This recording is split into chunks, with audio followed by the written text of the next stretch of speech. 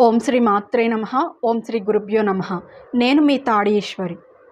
ఇక్కడ మనకి ఇష్టం వచ్చినట్లు మొక్కలు నాటం కానియండి, కానీ మన స్వార్థం కోసం ఎటువంటి గొప్ప చెట్టునైనా సరే చాలా ఈజీగా మనం నరికి పారేస్తూ ఉంటాం. కానీ ఈ నరకడానికి కూడా మనకి ఒక పాపం అంటూ పడిపోతుందండి. ఆ పాపం నరకంలో మనకి ఎటువంటి శిక్ష వేస్తారో తెలుసా అండి? అసిపత్ర వనం అని నరకంలో ఒక శిక్ష ఉంది. అసి అంటే కత్తి. కత్తిలాంటి ఆకులనమాట. అటువంటి కత్తుల్లాంటి ఆకులున్నటువంటి ఒక అడవిలోకి మనల్ని తీసుకెళ్ళి అంటే ఒక చెట్ల దగ్గరికి మనల్ని తీసుకొని వెళ్ళి వాటి దగ్గరకి మనల్ని నించోబెడతారు. నించోబెట్టిన తర్వాత ఆ చెట్లు ఆకులు యమకింకరులు ఊపుతారనమాట.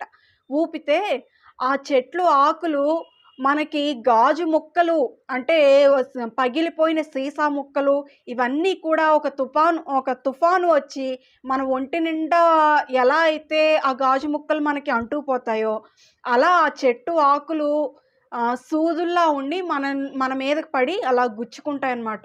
అప్పుడు మనిషి పడే నరకం ఉంటుందండి. అది మామూలు నరకం కాదు.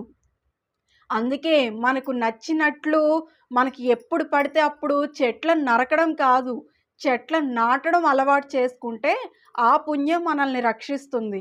ఇప్పుడు మనం చూస్తున్నాం కదా! మనల్ని ఎవ్వరూ చూడట్లేదు. కాబట్టి ఈ చెట్టుని నరికేసి మనం అమ్మేసుకోవచ్చు. దీనివల్ల మనం డబ్బు సంపాదించొచ్చు అని మనం అనుకుంటే కనుక ఇక్కడ వచ్చే డబ్బేమో కానీ అది చాలా తక్కువ మొత్తంలో మనకొస్తుంది. ఆ చెట్టుని మనం నరికి అమ్మేయడం వల్ల.